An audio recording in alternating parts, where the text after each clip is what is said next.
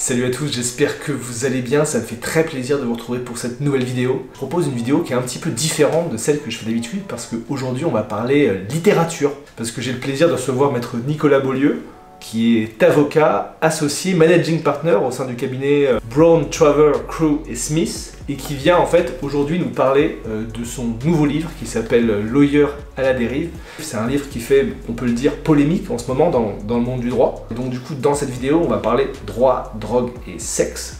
Bonjour Nicolas Beaulieu. Bonjour Arthur Saudet, merci de me recevoir. Donc pour peut-être recontextualiser, Nicolas, dans cette vidéo, vous avez choisi d'apparaître à visage caché. Est-ce que vous pouvez expliquer pour ceux qui nous regardent pourquoi? Écoutez, lorsque j'ai sorti ce livre, je ne le pensais pas, mais malgré tout, j'ai fait l'objet de pression. Pression cercle professionnel, familial, cercle féministe également, je ne le pensais pas, mais pour protéger ma famille, je ne peux pas apparaître à visage découvert. Et du coup, vous avez écrit ce livre, Lawyer à la dérive.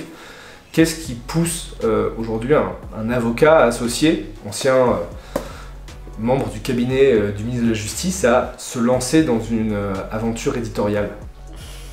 J'étais en plein confinement, on lisait des livres qui ne m'intéressaient pas, des livres très mauvais, je n'arrivais pas à en finir un seul.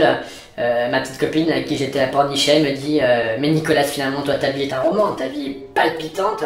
Elle a tout à fait raison, ma vie est un roman, mon roman est une vie, le roman d'une vie, j'ai écrit ce livre. Et donc du coup, pour commencer, Nicolas Beaulieu, on va parler de notre métier. Parce que du coup, comme vous l'indiquez, vous êtes associé gérant au sein d'un cabinet d'avocats d'affaires américain.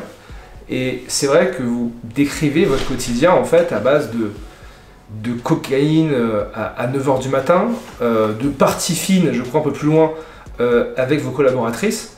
Déjà, est-ce que c'est la réalité et est-ce que vous ne pensez pas que ça renvoie à une image qui est peut-être désastreuse d'une partie du marché des cabinets d'avocats? Excellente question, Arthur Saudet, excellente question. Avant tout, le droit est un monde du travail, le travail harassant, le travail 18 heures par jour. La drogue finalement vient assez naturellement. Je passe 18 h, 19 h, parfois même plus, sans arrêt avec mes collaboratrices. Nous avons des relations professionnelles intenses et ininterrompues. La drogue fait partie de nos relations, fait partie de nos vies.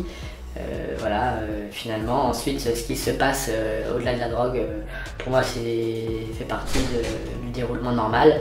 Et je dirais même que c'est une sorte de team building tout à fait réussi, c'est la marque du succès. Et du coup, la question que je me pose, c'est comment on devient associé dans ce type de structure, parce que il n'y a pas de contrôle, de moralité, de contrôle de votre comportement. Avant tout, un associé, c'est quelqu'un les pieds sur terre, le bras long, c'est bien fait, c'est avant tout une anatomie donc qui fonctionne. C'est aussi le sens des responsabilités. J'estime que par rapport à ça, je n'ai pas à rougir. Je mérite ma place. Finalement, la question, c'est venu naturellement. Et puis, il faut quand même garder en tête que Nicolas Beaulieu rapporte de l'argent. En fait, sans révéler de secret du livre, en fait, le livre commence par une décision. Vous êtes convoqué par vos associés et on vous demande de virer 2 de vos associés. Est-ce que c'est une pratique qui est courante dans le secteur des cabinets d'avocats d'affaires? Et surtout, la question que je me pose, c'est est-ce que vous avez, Nicolas Beaulieu, des remords? Écoutez, avant tout, une entreprise, qu'est-ce que c'est? Une entreprise, c'est un système où il faut de la performance. J'ai pas honte à dire qu'une montgolfière qui ne s'envole pas, il faut lâcher du lest, finalement. Lorsque les collaborateurs ne font pas le niveau, il faut s'en séparer. Il n'y a pas d'état d'âme. C'est la loi du marché, c'est la loi du cabinet d'avocats. J'ai pas de problème avec ça. Mais du coup, en fait, qu'est-ce que vous diriez à un jeune avocat qui veut se lancer, qui veut faire carrière dans un cabinet anglo-saxon? Quelles sont pour vous les qualités en fait qu'il faut avoir? Avant tout, je dirais à un jeune qui veut s'engager qu'il faut croire en ses valeurs. Le métier d'avocat est un métier d'âme, un métier de valeur, un métier de rapport à l'autre. Moi, ma valeur que je cultive et qui voilà, me pousse en avant, c'est avant tout l'individualisme. Je n'ai pas honte de le dire. Je pense aussi qu'il faut être capable de se porter au secours d'un associé. Je pense qu'il faut être capable de rendre service pour progresser, avant tout penser à soi et à son associé. Du coup, voilà, Nicolas Beaulieu, dans votre livre, on comprend que vous avez réussi, voilà, vous avez une carrière professionnelle brillante, cabinet d'avocat, ministère et j'en passe. Mais la question peut-être qu'on peut se poser, que se pose l'auditoire, c'est en fait d'où vous venez. C'est-à-dire quel est votre milieu social, est-ce que c'était plutôt populaire, plutôt aisé, quel était votre moteur dans votre carrière? Je ne vais pas vous répondre en vous faisant un panégyrique de Nicolas Beaulieu. Nicolas Beaulieu, comme vous l'appelez, n'est-ce pas? Nicolas Beaulieu est un homme avec ses défauts, ses failles même, je dirais. C'est peu de failles, plutôt beaucoup de qualités, qualités reconnues, qualités entretenues, qualités développées, naturelles. Avant tout, je dirais que ce qui a fait l'homme que je suis, c'est l'école de la République, certes, beaucoup d'abnégation, et puis clairement la confiance en soi. Je pense que c'est ce qui fait aujourd'hui le ciment de mon être. Voilà.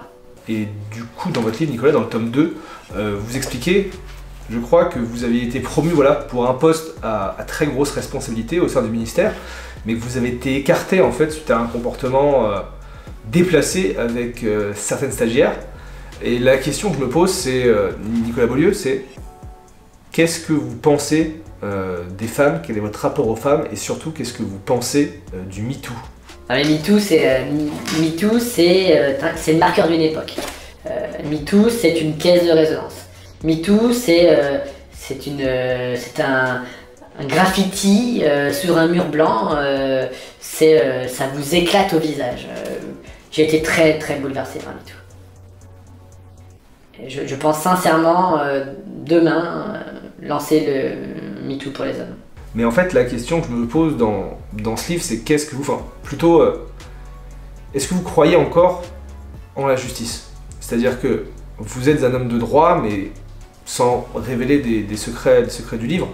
En fait, il s'est passé quelque chose, vous avez été inquiété dans une affaire pénale, même, je dirais criminelle, et vous en êtes sorti d'affaire in extremis par l'intervention d'un certain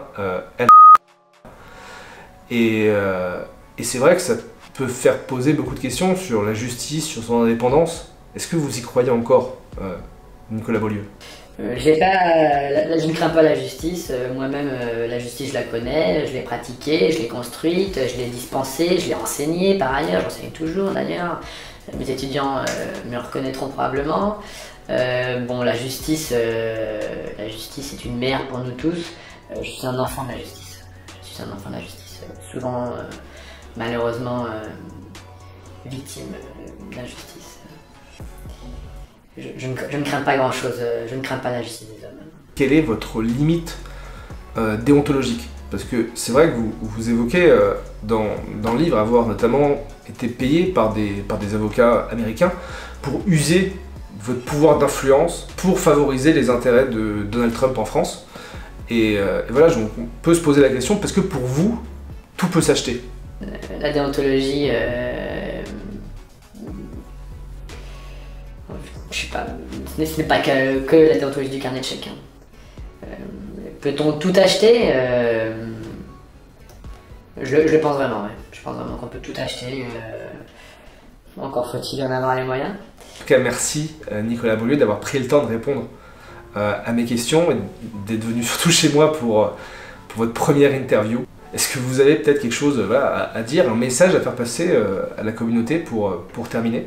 Un mot pour finir, effectivement, un mot pour finir, un mot pour encourager la jeune génération. Je crois beaucoup à la jeune génération. La jeune génération ne doit pas se perdre dans les craintes d'une société déstructurée. Bon. Moi, ce qui m'aide à tenir, ce qui m'aide à être Nicolas Beaulieu, c'est les repères. Je regarde devant moi, je regarde derrière moi, sur le côté, devant, en dessous. Qu'est-ce que je vois? Je vois Nicolas Beaulieu, je vois ce livre, je vois un repère. Pour moi-même, mais aussi pour les autres. Merci beaucoup, Nicolas Beaulieu.